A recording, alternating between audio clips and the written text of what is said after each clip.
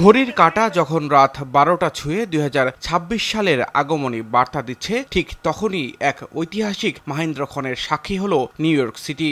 আমেরিকার বৃহত্তম অর্থনীতির এই শহরের 112তম মেয়র হিসেবে শপথ গ্রহণ করলেন জোহরান মামদানি।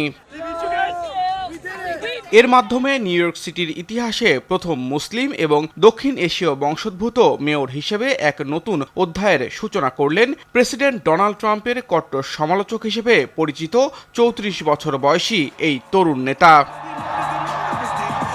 চিরায়ত প্রথা ভেঙে এদিন মামদানি তার প্রথম শপথ অনুষ্ঠানটির আয়োজন করেন ম্যানহাটনের পরিত্যক্ত ওল্ড সিটি হল সাবওয়ে স্টেশনে। 1945 সালে বন্ধ হয়ে যাওয়া এই চমৎকার স্থাপত্যের স্টেশনে শপথ নেওয়ার মাধ্যমে শহরের কর্মজীবী মানুষ ও গণপরিবহন ব্যবস্থার প্রতি তার অঙ্গীকার পুনর্ব্যক্ত করেন তিনি। এ সময় তাকে শপথ বাক্য পাঠ করান নিউ ইয়র্কের অ্যাটর্নি জেনারেল লেটিশিয়া জেমস। পবিত্র কুরআনে হাত রেখে শহর রক্ষার শপথ নেন মামদানি। সামাজিক মাধ্যমে দেওয়া এক বার্তায় নিউ ইয়র্ক সিটির নতুন নগরপিতাকে শুভেচ্ছা জানান মামদানির রাজনৈতিক আদর্শ ও অন্যতম অনুপ্রেরণা প্রবীণ মার্কিন সিনেটর বার্নি স্যান্ডার্স।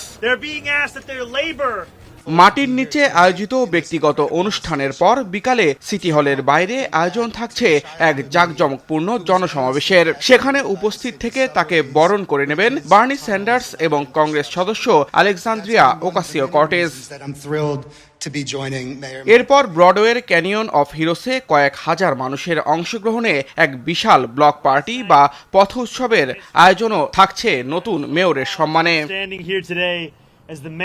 নির্বাচনী প্রচারণায় মূলত আবাসন খরচ কমানো এবং গণপরিবহনকে সবার জন্য সাশ্রয়ী করার প্রতিশ্রুতি দিয়ে তরুণ ভোটারদের মন জয় করেছিলেন মামদানি। ফলে তার এই শপথকে কেবল একটি দায়িত্বের পালাবদল নয়, বরং মার্কিন রাজনীতিতে প্রগতিশীল ও বৈচিত্র্যময় নেতৃত্বের শক্তিশালী উত্থান হিসেবে দেখছেন বিশ্লেষকরা। সামিউল শিহাব, RTV।